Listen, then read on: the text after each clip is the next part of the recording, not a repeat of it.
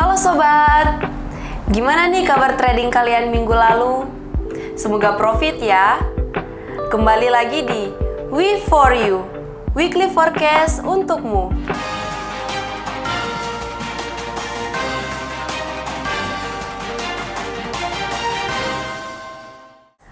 Kali ini dengan saya Dinda sebagai host. Nah, di sini saya akan mengupas tentang data ekonomi dan pergerakan harga di minggu ini.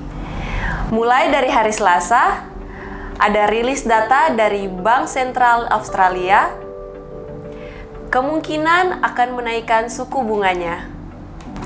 Dan lanjut di hari Kamis, giliran Bank Sentral Inggris, kemungkinan juga akan menaikkan suku bunganya. Dan yang terakhir hari Jumat, seperti biasa yang ditunggu-tunggu para trader nih, yaitu data NFP. Siapa nih yang lagi nungguin? Nah, kira-kira apa ya dampak atau efek dari data ekonomi tersebut? Nah, di sini kita akan bahas bersama dengan Coach Ivan. Gimana Coach, apa kabar? Kabarnya baik. Dengan Miss Dinda ya? Iya. Ya, Miss Dinda gimana kabarnya? Baik juga Coach. Baik juga, oke. Nah, jadi gimana Coach? Tadi saya lihat ada banyak berita Data ekonomi ya untuk minggu ini ya. Iya, jadi mungkin kita mulai dari hari apa nih? dari hari Selasa Coach. Hari Selasa dulu ya, itu di Bank Sentral Australia ya. Iya Coach. Ya, jadi Bank Sentral Australia ini ada rencana untuk naikkan suku bunganya ya. Jadi suku bunganya diprediksi akan naik sampai berapa ya? Nah, di sini kita lihat forecast-nya, kira-kira itu akan naik sampai 4,35% Coach. Oh, 4,35% ya, berarti Iya, betul. diprediksi wah kenaikannya cukup lumayan ya. Jadi 0,25 basis poin rencana suku Bank Sentral Australia akan naikkan. Nah, kalau dilihat dari tingkat inflasinya di Australia ini Bank Sentral Australia inflasinya udah mulai turun ya. Dari sebelumnya itu sempat 5,6% dan di bulan Juli ini ada di 5,4%. Artinya ini inflasinya udah di bawah 6%. Nah, ini akan cukup bagus untuk Australia karena sudah mulai menurun yang sebelumnya pernah di 8,4% untuk inflasi. Nah, kalau ini nanti suku bunga Bank Australia akan naik. Nah, ini gimana efeknya secara teknikal ya? Saya akan coba jelaskan ya di teknikalnya. Jadi kalau untuk Bank Sentral Australia, di sini kita bisa lihat di grafik ya, secara grafik saya akan gunakan time frame H4. Jadi di time frame H4 di sini kita bisa lihat harga sekarang di 0,6674 di mana sempat rebound, harga sempat mulai naik, mengalami kenaikan setelah mengalami penurunan yang cukup lumayan itu dari tanggal 13 Juli. Ya, dari tanggal 13 Juli sampai hari ini itu dolar Australia turun, Miss Dinda. Jadi turunnya cukup lumayan.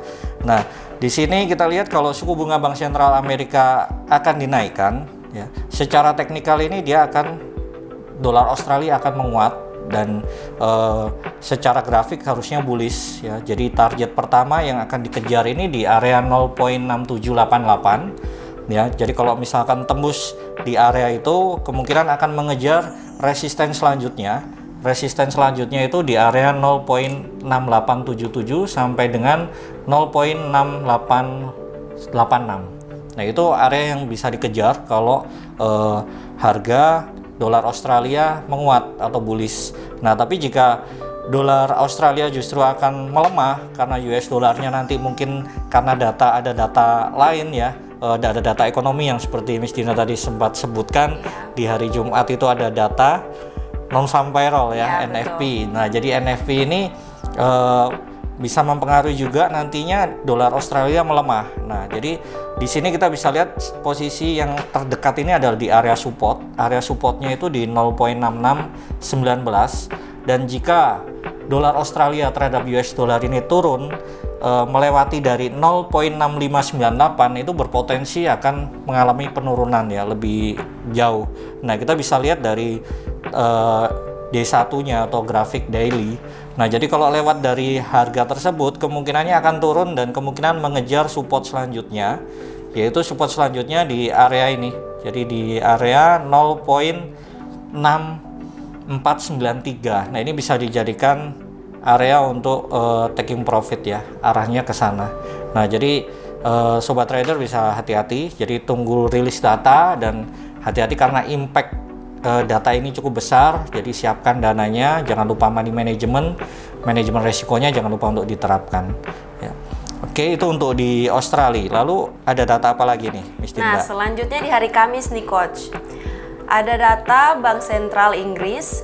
Oke, Bank Sentral Inggris Kemungkinan akan menaikkan suku bunga juga, Coach. suku bunganya juga akan dinaikkan ya. Iya. Secara forecast-nya gimana nih, Miss Dinda? Untuk forecast-nya kemungkinan dinaikkan sampai 5,25%. 5,25%, berarti ada kemungkinan naik sebesar 0,25% ya, Miss Dinda ya. Iya.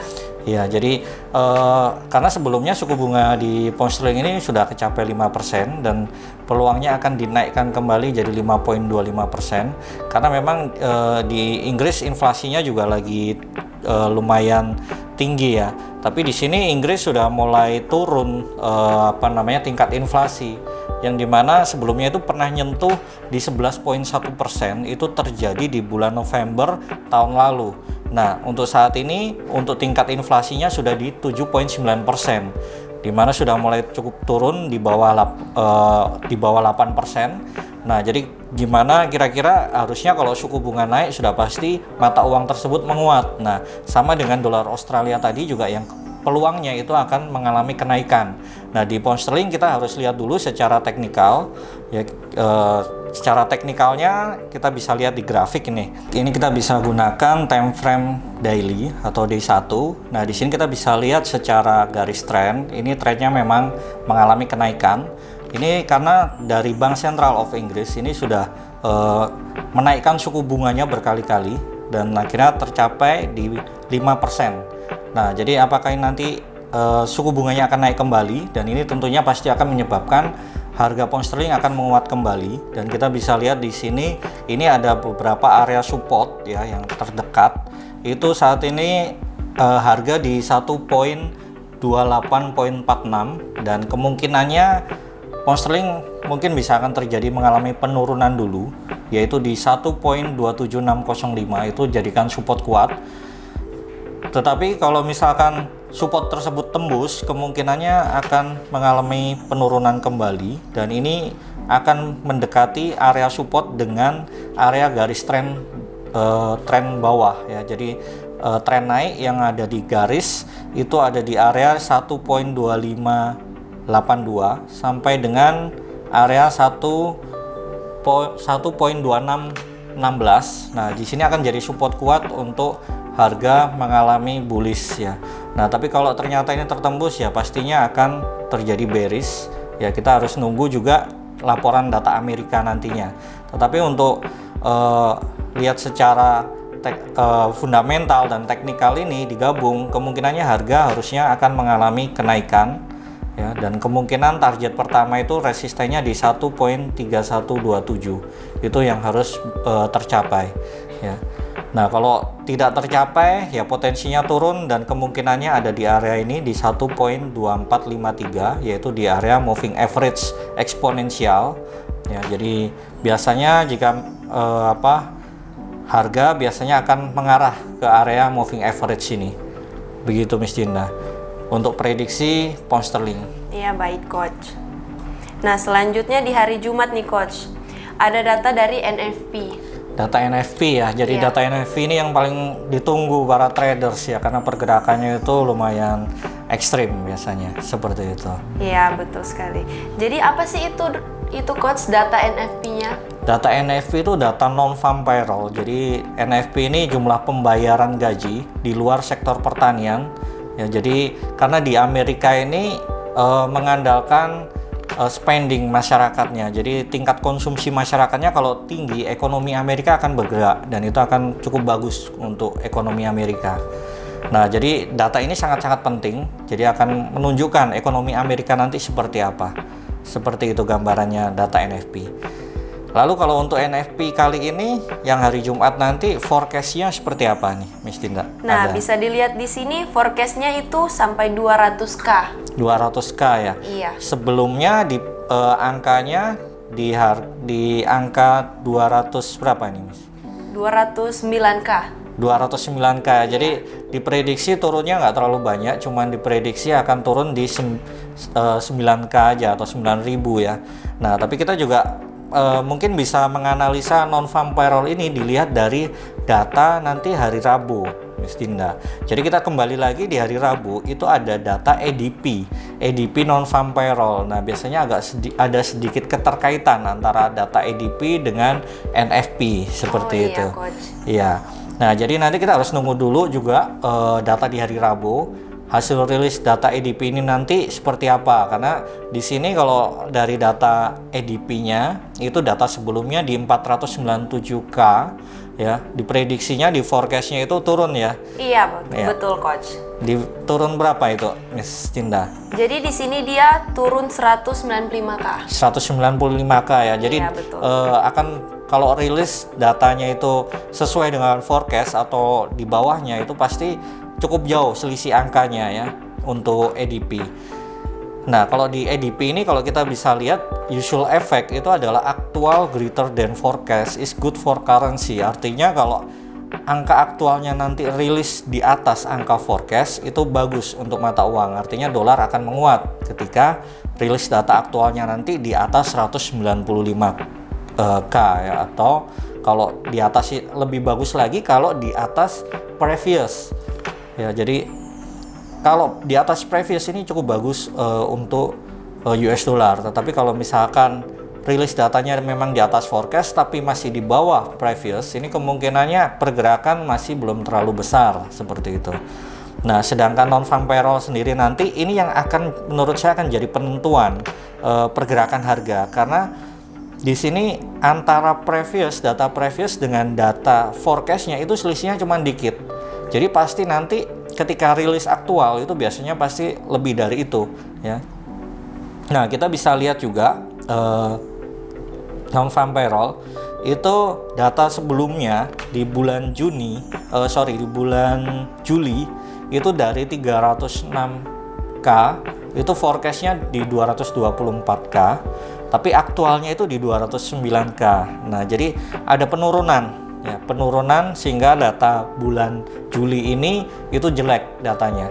Nah, tapi untuk di awal bulan nanti Agustus ini kita nggak tahu hasilnya seperti apa ya, karena memang sebelumnya itu data NFP hasilnya cukup bagus dari berapa bulan ya, mengalami kenaikan ya dari bulan Mei tahun 2022 sampai dengan bulan Juni itu data NFP selalu hijau, bagus datanya. Nah, baru di bulan Juli ini datanya jelek. Nah, datanya mengalami penurunan. Nah, tapi untuk di bulan Agustus nanti seperti apa, kita bisa tunggu ya. Kalau saya prediksi ekonominya harusnya ini datanya cukup bagus ya. Data aktualnya nanti prediksi saya sih datanya harusnya cukup bagus ya, karena dilihat dari ekonomi ya, data ekonomi sebelumnya minggu-minggu lalu. Nah, itu hasilnya cukup bagus, signifikan.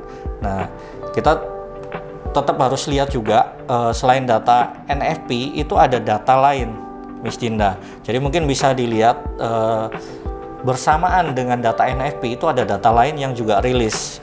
Ya, data apa itu, Miss Dinda? Nah, ini Coach ada data lagi yang rilis bersamaan, yaitu data unemployment rate. Nah, dampaknya seperti apa itu, Coach? Oke, unemployment rate ya. Jadi tingkat pengangguran di Amerika ya. Jadi sebelumnya itu di 3,6% dan di forecastnya juga 3,6% ini, Miss Dinda. Iya, jadi diprediksi sama ya. Nah, jadi tingkat penganggurannya diprediksi tetap. Nah, kalau kita lihat dari historisnya, secara historis ini kita bisa lihat sempat naik ya tingkat pengangguran dari sebelumnya pernah di 3,6% itu di bulan Maret, lalu di bulan Mei itu sempat turun sampai di 3,4%, lalu di bulan Juni mulai naik lagi di 3,7%, dan di bulan Juli itu di 3,6%. Nah, jadi peluangnya seperti apa kita bisa lihat data ini ya, pengangguran yang harusnya kalau dilihat dari non-farm payroll bulan lalu itu sudah mulai nilainya naik, harusnya tingkat penganggurannya harusnya mulai turun juga untuk yang bulan Agustus ya. Nah, jadi kita bisa lihat juga karena ini nanti akan keluarnya bersamaan. Jadi pergerakan akan dipengaruhi oleh dua data ini. Jadi data non-farm payroll juga data tingkat pengangguran, unemployment rates. Jadi kita lihat hasilnya dulu seperti apa nanti aktualnya. Jadi kalau aktualnya salah satu bagus ya, kita lihat angkanya. Jadi data aktualnya nanti kita lihat selisih angka. Jadi kalau misalkan di data NFP-nya itu selisih angkanya cukup tinggi ya, volumenya tinggi, dan kita lihat apakah itu bagus atau jelek datanya. Nah, baru kita lihat dari unemployment rate sini. Unemployment rate sini akan mempengaruhi juga. Nah, kalau sama-sama bagus ya pasti dampaknya bagus untuk Amerika. Ya, jadi kalau tingkat penganggurannya turun pasti bagus untuk ekonomi Amerika. Tapi jika tingkat ekonominya tinggi, otomatis dolarnya akan melemah seperti itu. Nah, kita bisa lihat ya untuk grafik. Mungkin ini akan mempengaruhi ke semua karena tadi sudah sempat saya sampaikan ya tentang dolar Australia, pound sterling grafiknya, dan mungkin sekarang saya akan bahas grafik dari emas ya, Miss Tinda. Jadi Oke, nah untuk emas di sini kita bisa lihat harga saat ini di 1953 dolar per troy ounce. Nah, untuk satu minggu ke depan karena ada banyaknya data ekonomi penting, gimana pergerakan harga emas ya. Nah, untuk saat kali ini saya akan melihat dari time frame daily ya, grafik daily D1. Jadi kita bisa lihat di sini itu harga sempat mengalami kenaikan, tetapi tidak bisa lewat dari harga tertinggi sebelumnya. Nah, ini jadi resisten kuat yaitu di 1976 sampai dengan 1987. Ini akan jadi resisten kuat untuk menguji harga emas untuk naik ya. Kalau ingin harga emas mengalami kenaikan, mereka harus melewati ya, jadi harga emas harus lewat dari harga 1987 untuk bisa mengejar tertinggi sebelumnya ya, karena di sini saya lihat tertinggi resisten atau supply and demand ya, itu saya arahkan di 2017 sampai dengan 2015. Ini bisa dijadikan target untuk posisi buy ya, sama seperti yang weekly forecast minggu lalu, karena weekly forecast minggu lalu belum tercapai ya. Jadi target untuk harga naik ini belum tercapai karena kemarin data FOMC ya, suku bunga ini tidak terlalu signifikan terhadap market ya. Jadi pergerakannya kurang signifikan sehingga marketnya masih belum begitu setway ya, masih belum begitu ada pergerakan tinggi, pergerakan besarnya belum ada. Nah, jadi di sini masih ada dua peluang karena market masih setway, jadi ada peluang harga akan naik dan turun yang cukup besar. Nah, tergantung hasil data ekonomi nantinya. Nah, kita bisa tunggu hasil aktualnya nanti. Nah, kita bisa lihat di sini kalau menggunakan teknikal ya, kita tunggu di sini ya. Jadi pertama kalau dia lewat dari 87, ini saya sarankan untuk ambil posisi, bisa ambil posisi buy. Tapi kalau harga lewat dari Bollinger Tengah ya, kalau saya menggunakan indikator Bollinger Tengah itu di area 1949 ya. Jadi kalau lewat dari situ itu di area 1940, ini bisa saya sarankan untuk ambil posisi sell dengan target itu di 1911 ya. Jadi kemungkinan masih ada potensi harga emas turun kembali juga ya. Jadi harga emas masih peluang akan terjadi short-away kalau menurut saya, tapi ini semua tergantung nanti data ekonomi yang rilis seperti itu untuk harga emas, Miss Tinda. Jadi bisa saya simpulkan untuk prediksi di minggu ini masih belum jelas ya Coach untuk harganya mau naik atau turun. Ya, jadi untuk prediksi pergerakan harga masih belum terlihat jelas, pergerakan harganya akan mengalami kenaikan atau penurunan karena ini data ekonomi penting. Ketika rilis itu pasti pergerakannya cukup besar. Jadi teknikal itu bisa jadi sering tidak bisa kita gunakan atau tidak bisa kita pakai seperti itu, Miss Tinda. Jadi kita harus nunggu rilis data, kita baru action seperti itu. Kita hanya bisa melihat kira-kira support dan resisten. Jadi itu tanda untuk kapan kita bisa ambil posisi atau kita keluar dari market seperti itu. Oke, baik Coach. Demikianlah weekly forecast kita hari ini. Dan hari Jumat akan ada kelas trading. Bagi yang sudah daftar, Link Zoom-nya akan kami kirimkan, dan bagi yang belum daftar, langsung aja daftar di www.forexpert.id. Sampai jumpa di We For You minggu depan.